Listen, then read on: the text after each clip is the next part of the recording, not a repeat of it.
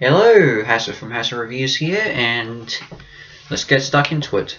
Lightyear. Yes, I saw it when it was first released. I went to the premiere here in Australia, well, here on the Central Coast. It was, you know what? It would be the second time I've ever done this. First being Endgame.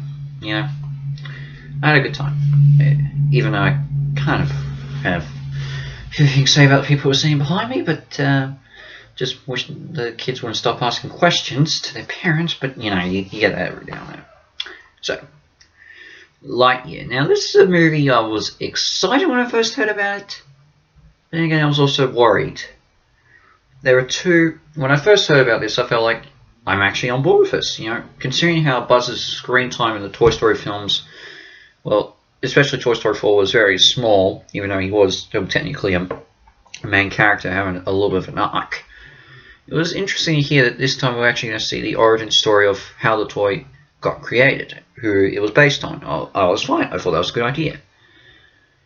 But then came the announcement. But they also announced that Chris Evans will be taking over the role of Buzz from Tim Allen. And I won't lie, I was very, very nervous with this. Like, I think Chris Evans is a good actor, but you know, come on, he's just playing anime Captain America, pretty much. It just sounded like really, and you know, more callbacks to the Marvel Cinematic Universe came around, and since it was also announced that Taika Waititi would be co-starring with him in this film, so forgive me for feeling that way. But you know, as trailers started coming out, I started to get a little bit more excited, more than I was nervous. Even though, yes, I do still wish that Tim Allen returned, I was still getting into it, as this was actually going to be the movie that the toy was based on. And I was like, okay, interesting. So what this, in fact, even when the film starts off, this says this is the film that Andy saw that pretty much inspired his mom to buy Buzz Lightyear for him for his birthday in Toy Story 1. Cool. Kind of unique that Pixar's actually doing a bit of lore building with this. Yeah, it's a little surprising, but yeah.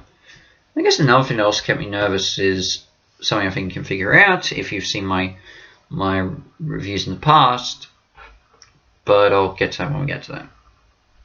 So what is the premise?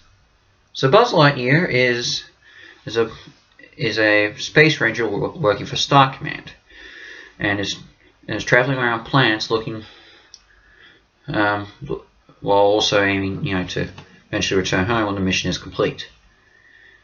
Unfortunately, after being attacked one day on a hostile planet, he accidentally just wrecks their ship, marooning them on an isolated planet. So, and with reassurance from his commander, he agrees to try and work out a way to get Star Command back home, most likely to Earth, but you know, you never know. They don't really say what their home planet is. I think that Buzz actually says that in any of the Toy Story movies, now I think about it. So, however, the flights that every time Buzz tries to reach hyperspeed, he ends up going to time dilation. Meaning, while his flights take only 4 minutes, the others on the planet age by 4 years. And, well, as he continues to keep doing this, eventually everyone he knows dies, and he's now all alone in a planet, and, you know, he just wants to get off, especially as he finally works out the correct formula to get everyone back off the planet. However, he has got even more fish to fry when he is attacked by evil robots working for a robot named Zerg. Buzz teams up, and he teams up with a bunch of upcoming Star Command rookies, one of them being the granddaughter of his former commander, and it's up to him and his new allies to defeat Zerg. So yeah, so I should mention, all you really get from the Toy Story films is Buzz and Zerg. You don't get the little green man, which I don't know, I was kind of sort of hoping for a little bit of a cameo. But, you know, what it is, it's what it is. You know, and I think that's the way you want to do it. Look, maybe if they could, I mean, they do name drop Andy in the beginning, but when they're telling us this is the film that inspired the toy. And you know, like, it would have been cool to maybe do a Muppet movie thing or the Simpsons movie where they actually show the character Andy watching the film in theaters in his universe. You know, just sort of something like that. But with that said, why don't we go over the pros? First off, the animation. I mean, this is in really good animation from Pixar. In fact, I don't think they've done something like this ever. And you know what? I also give credit. The animation looks great, especially when the action scenes happen, which are really well done. I love the environments on the planet. I love how they handle space. Light speed travel is great, or hyperspeed, whatever it is. But you know, it looks great. It looks like a really good film, and the characters' designs all look pretty nice. I really enjoy the characters. I especially love how they handle the space suits. I mean, when Buzz puts on the iconic suit, you know, it's cool to see it in this much detail of the and how it would handle a real human being. You know, I enjoy the music. Like Michael Giacchino has done pretty well too. Sorry if I didn't pronounce his name right. I think he definitely sums up everything. He's definitely Pixar's second best composer, other than Randy Newman, for their films. You know, it makes so much sense why he does well at these things. The handling of time dilation is actually pretty well. I thought that was a really good thing, and you know, it does lead to one of the most emotional moments of the film when Buzz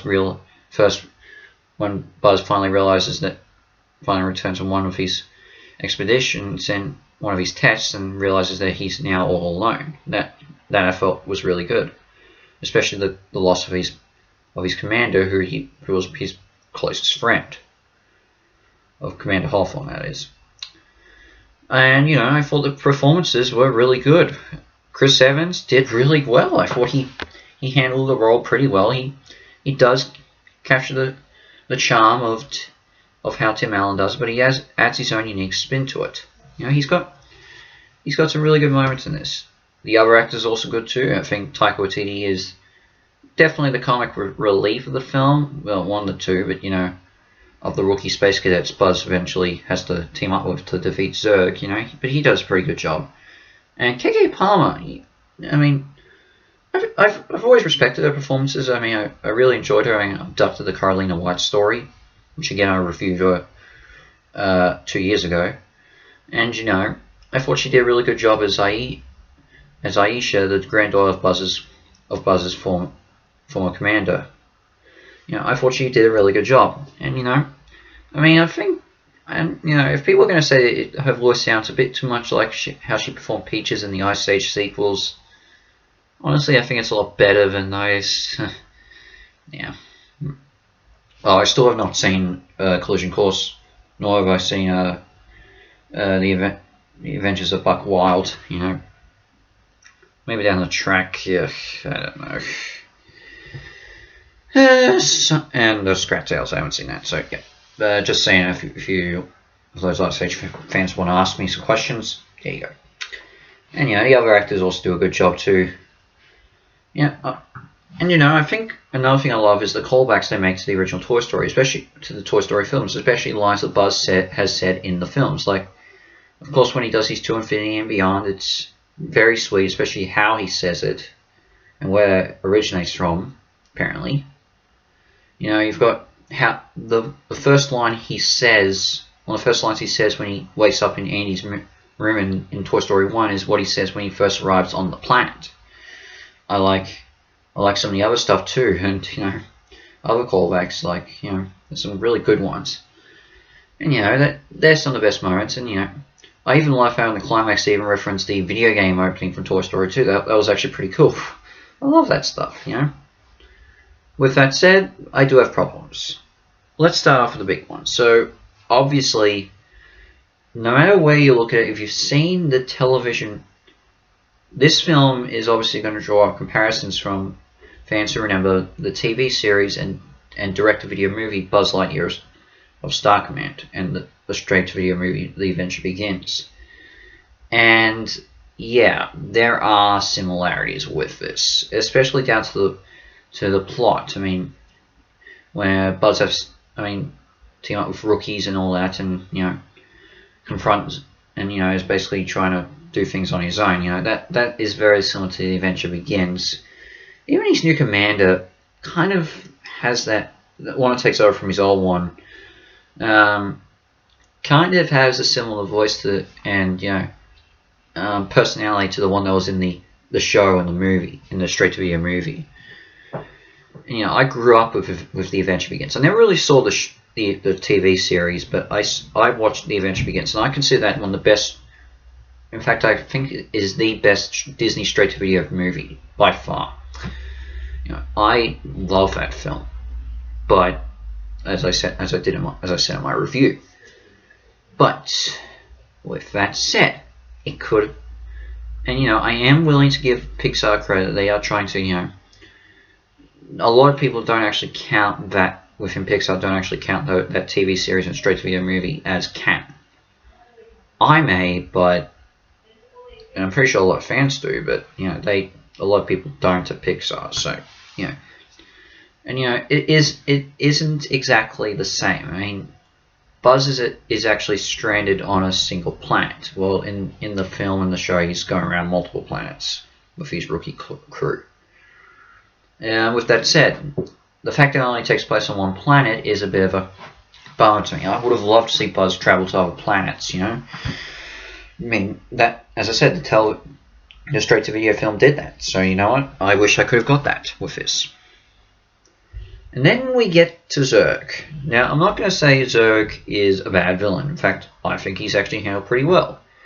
I thought he was menacing when he had to be. He was a real threat. The design of him is pretty good, and James Brolin did a really good job performing him.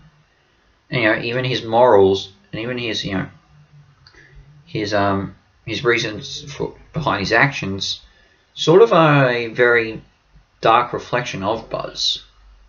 But with that said, we get to his identity reveal. Now, I'm not going to give. Now, first off, it's not his identity is not Buzz's father, though they do make a good reference to that from Toy Story 2. I really do appreciate that. But the revelation of who Zerg is. Now, obviously, he is connected to Buzz, but I'm not going to reveal how. But it does cause questions. Now, with that said, as I said, the reasons behind his actions do have a dark mirror of what Buzz could have been, do a dark imitation of Buzz's, but how it works, just I don't know. They never explain it in the film as to how this could work until the scene where Zerg unmasks himself and is speaking to Buzz. That is a bit of a problem. But with that said, I think everything else around him is handled pretty well. So, yeah, it's just really, it could have explained a bit more whether this could have worked, That could have given a bit more of the identity reveal, a bit more of be a little bit less, jumbled up or something like that. I just feel questionable. With that said, I think Lightyear is a pretty good movie. I think it was well worth the time. And you know what? I think if you're going to continue on Toy Story, do stuff like this where you give backstory around everything. I mean, I think this is well worth it. It's a good film. Thumbs up for me. An 8 out of 10 half stars. Definitely go see it. In fact, I'm pretty sure a lot of people will be seeing it. Hopefully, this will be the best anime. I think this is the best anime movie so far this year. I definitely think that. Go see Lightyear. Go enjoy it, and go to infinity and beyond. Sorry I had to say that. I just had to. So with that said, you're not going to see me for a week or week and a bit because I'm going on vacation. Going on a long planned holiday. So I won't be back for a little bit, though I will still upload my Before the Flicks, which I've already planned out to be uploaded while I'm gone. So, yeah. So I'll be back in the future, but in the meantime, this is Hassan from Hassan Reviews out. And I wish you all, and I shall see you next time. Ciao.